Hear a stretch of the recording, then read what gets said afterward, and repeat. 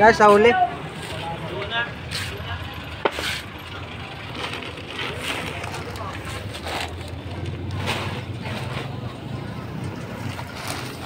Loads, kami nakabili na uli ng bigas ni Pangulo.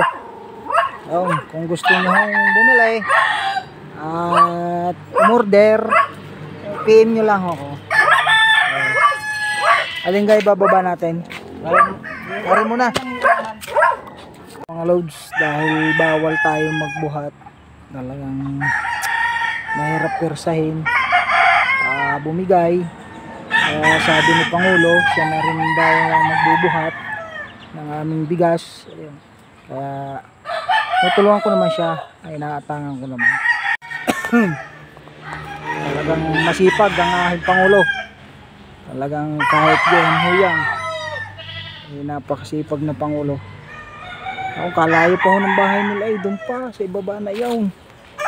Ayun. Dadaan pa yun sa niyugang, sa gingan. Ayun. Ayun.